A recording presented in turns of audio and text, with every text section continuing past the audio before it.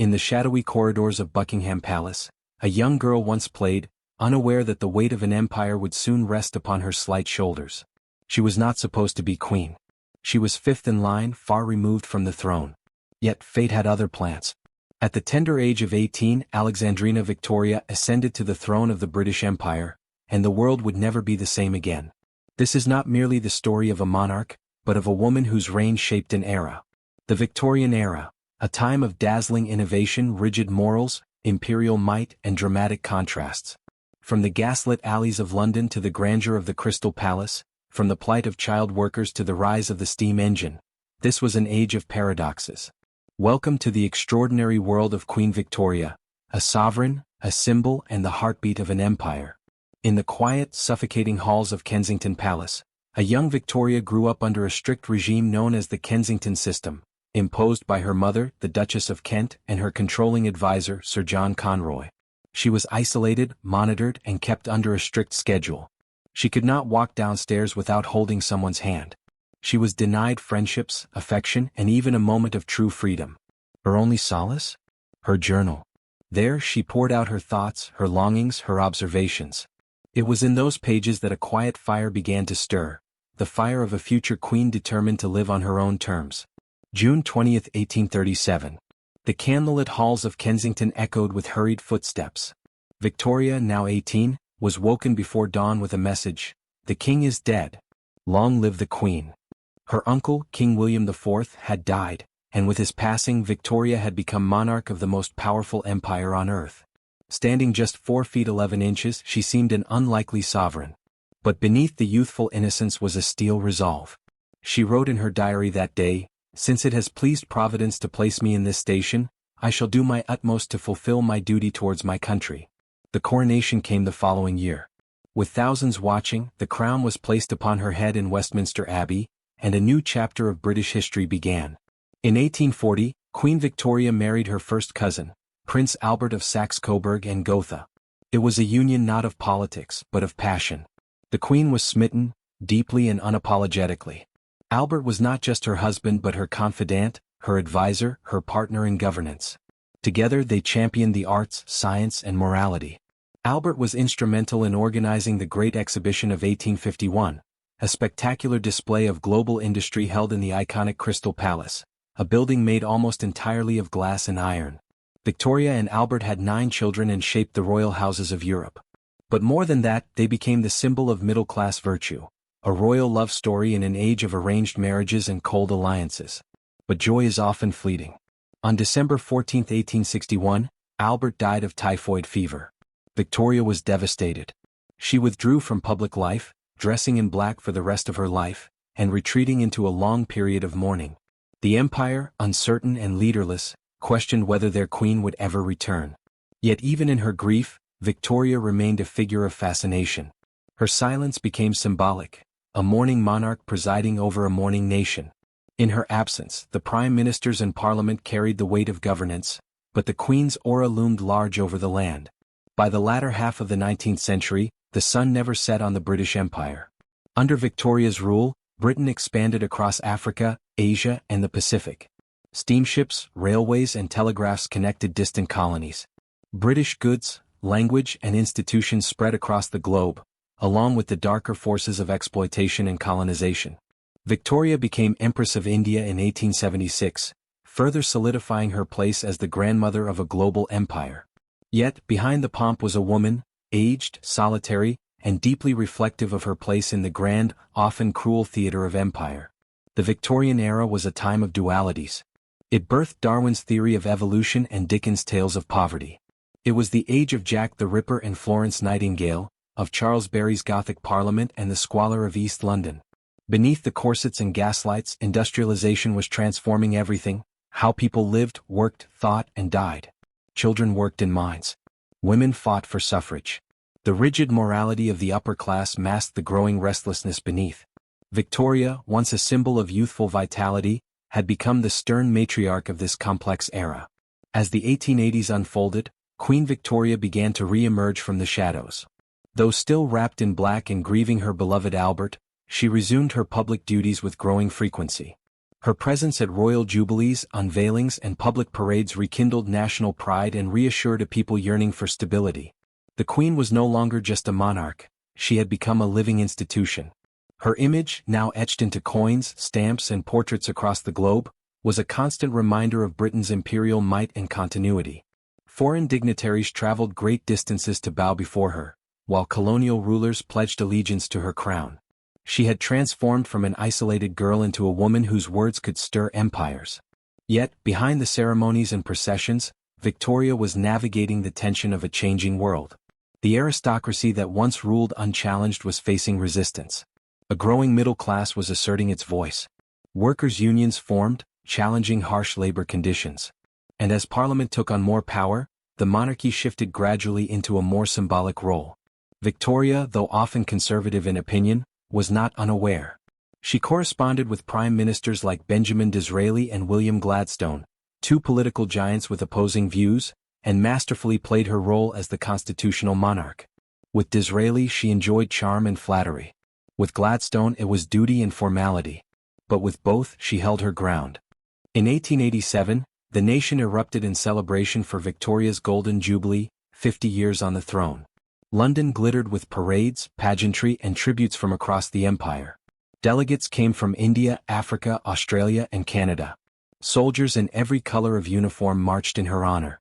The streets thundered with applause as the Queen's open carriage moved slowly through the cheering crowds.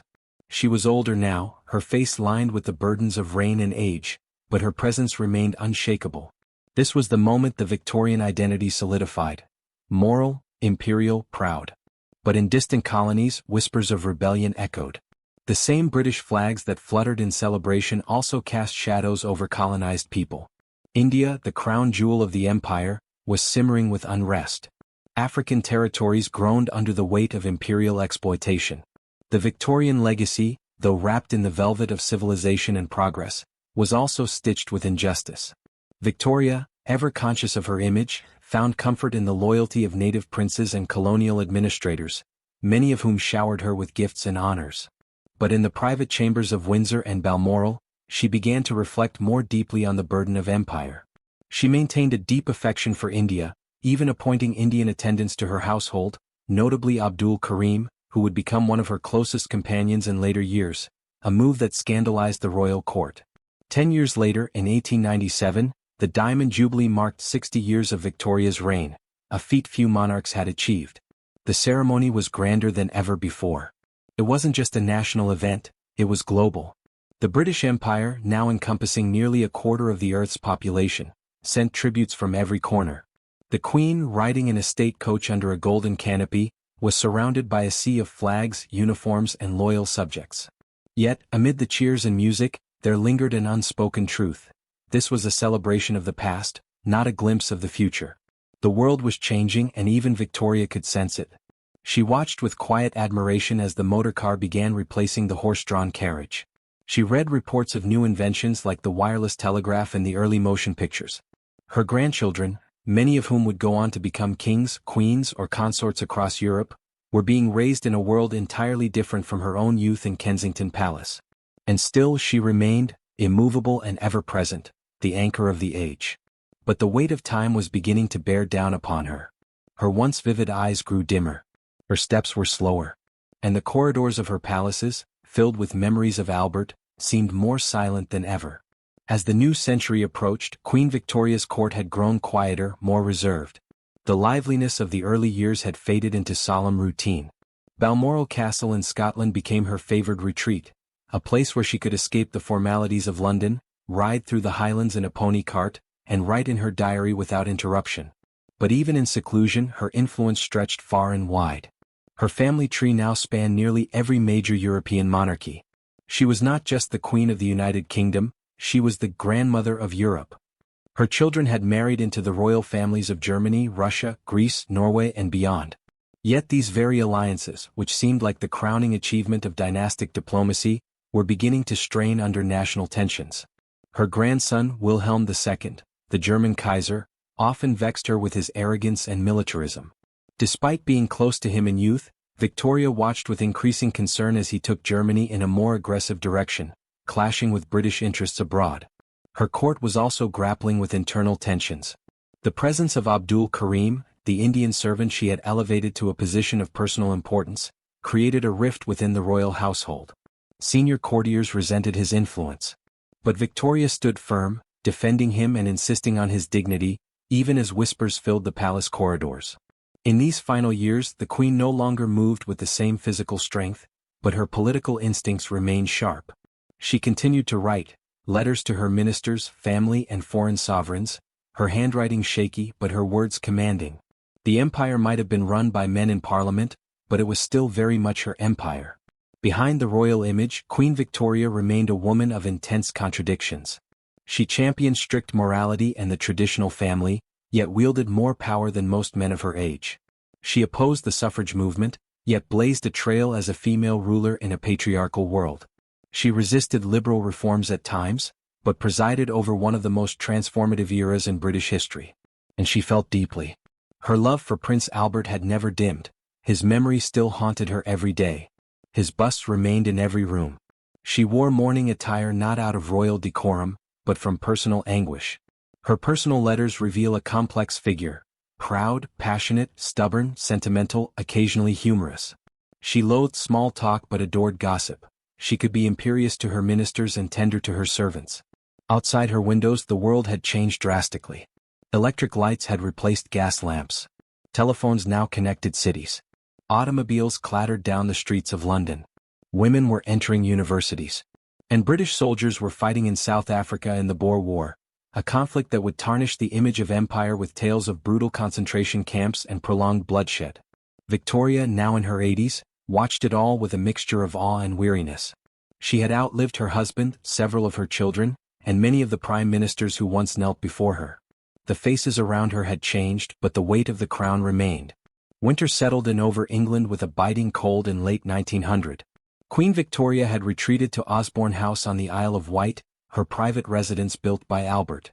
The house, filled with his favorite furnishings and memories of their time together, was both sanctuary and tomb.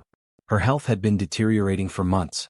She had trouble seeing, her appetite waned, and she grew increasingly fatigued. Still, she received daily government briefings and correspondence, dictating replies when she could no longer write. Close relatives gathered quietly. Her eldest son, the Prince of Wales, Edward, stood ready to assume the throne after waiting longer than any heir in British history. He watched his mother with a mixture of reverence and apprehension, knowing that her passing would end not just a life but an age. The servants moved gently with hushed voices. Her Indian attendant, Abdul Karim, was barred from her deathbed by court officials, but Victoria had already left instructions to ensure his protection and dignity after her passing. Outside, the empire held its breath. Newspapers printed cautious updates. Crowds formed outside Buckingham Palace, whispering prayers. In India, Africa, Canada, and Australia, people followed the news, from viceroys to villagers, aware that something monumental was nearing its end. It was the evening of January 21, 1901. The air at Osborne House was damp and heavy. Inside, the Queen lay in her bed, the weight of nearly a century upon her frail body. Her breath had grown shallow. Her once clear blue eyes, which had seen the rise of railways, revolutions, and royal jubilees, now stared dimly into the past. Around her gathered a solemn assembly, her children, grandchildren, doctors, and loyal servants. The room, draped in soft candlelight, bore witness to a monarch's final vigil. The Prince of Wales stood at her side, quiet and composed. Princess Helena held her mother's hand, whispering words of comfort. Others stood back, watching silently as history prepared to close a chapter. For hours, the Queen drifted in and out of consciousness. She murmured faintly, sometimes in English, sometimes in German. At one point, she seemed to smile, perhaps recalling Albert or the laughter of childhood in Kensington, or a warm spring morning long forgotten. At precisely 6:30 p.m. on January 22, 1901, Queen Victoria exhaled her last breath. No trumpets. No proclamations. Just stillness. A physician checked her pulse and nodded. The longest reigning monarch in British history, the woman who had sat upon the throne for 63 years and 7 months, was gone. But though her body stilled, her presence lingered.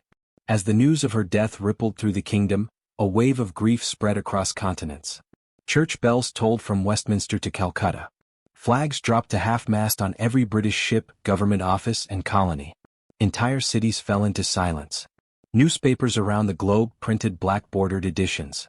"The Queen is dead," one headline read in bold capitals, and beneath it, "An era ends."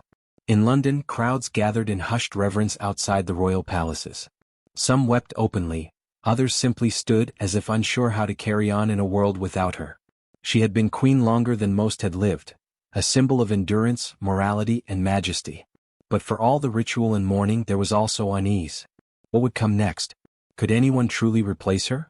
The era she defined, of empire, industry, and iron values, was giving way to something new and uncertain. Far from England, in colonial territories, reactions were more complicated. Some colonial leaders expressed condolences. Others saw her death as a sign that the empire's grip might soon loosen. In India, where Victoria had been proclaimed empress, processions were held. But in rural villages, whispers of independence began to rise with the wind. On February 2, 1901, Queen Victoria's funeral took place. It was one of the most elaborate and widely attended ceremonies of the century. True to her wishes, it was a military funeral, not one of sorrow but of dignity. No black horses. No mourning veils. She was to be buried in white, a tribute to her eternal bond with Prince Albert.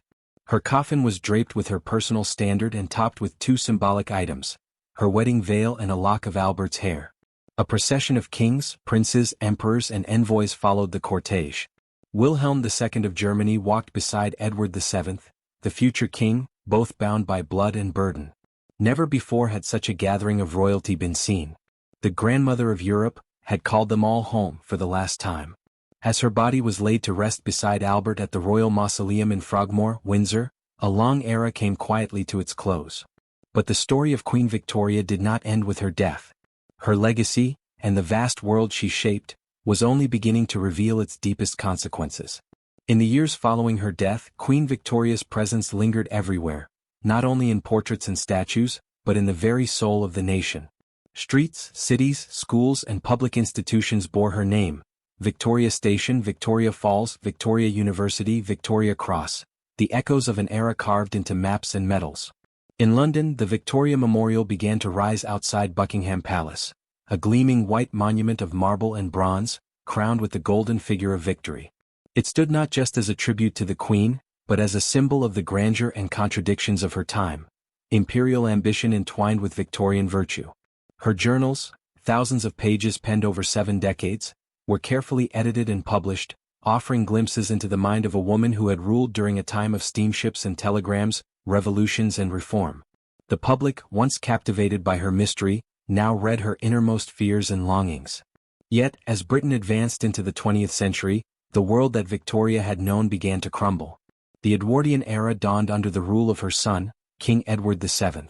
Though he brought a touch of elegance and diplomacy to the monarchy, the age was fleeting, a glittering interlude before the storm of the First World War. The very dynasties Victoria had built through her children, the Romanovs in Russia, the Hohenzollerns in Germany, began to collapse. The family ties that had once been celebrated now dragged nations into global conflict. When war broke out in 1914, Victoria's grandchildren and great-grandchildren sat on opposing thrones, enemies in a war that would shatter the old world. Back in Britain, the empire that had reached its zenith under Victoria was beginning to fracture. The cost of war, coupled with rising calls for self-governance, weakened the once unchallenged authority of London. Ireland fought for independence. India stirred with nationalist movements. Colonies across Africa and the Caribbean whispered of freedom. And yet, Victoria's image remained on coins and stamps, an emblem of continuity, even as the world rushed forward. The monarchy itself evolved in her absence. Her grandson George V changed the royal family's name from the Germanic House of Saxe-Coburg and Gotha to the more English-sounding House of Windsor, a political necessity during the anti-German sentiment of World War I. It was a subtle but symbolic shift, signaling a monarchy more in tune with public sentiment and national identity. As television, cinema, and mass media transformed how people connected with their leaders, the royal family stepped into a more symbolic, unifying role. The grandeur of the Victorian court gave way to a more modest and relatable image of monarchy. Yet still, behind each coronation, every jubilee, and each royal wedding, Victoria's legacy cast a long shadow. She had redefined what it meant to be queen, not just a figurehead but a matriarch, a symbol of stability and an embodiment of empire. Even today, the Victorian age feels strangely familiar. Its contradictions mirror our own: innovation alongside inequality, pride beside prejudice, progress shadowed by pain. In literature, Victorian giants like Charles Dickens, the Bronte sisters, and Oscar Wilde still speak to modern audiences. In architecture, the neo-Gothic styles of Victoria's era remain cornerstones of cities across the Commonwealth. And in politics, many of the democratic reforms begun under her reign, from expanded suffrage to the foundation of modern civil service, continue to define British governance. But her most lasting legacy may be cultural: the values of restraint, respectability, duty, and discipline that, for better or worse, came to define not only a monarchy but a mindset. For many, she is still the ultimate sovereign, the model of regal endurance. For others, she is a symbol of colonial oppression. For historians, she is both. As the 20th century marched on through world wars, decolonization, and technological revolutions, Queen Victoria remained, not in body but in myth. Her silhouette, unmistakable in widow's black and crown, became a shorthand for an entire age, the Victorian Era, a phrase that still conjures visions of gaslights and steam trains, lace and empire, invention and restraint. Her descendants continued to reign across Europe, though fewer in number as revolutions toppled thrones. The British monarchy, however, endured, transformed by time, shaped by modernity, but rooted in traditions Victoria had either invented or refined. She had turned the monarchy from political power into moral authority, from aloof sovereignty into a domestic ideal.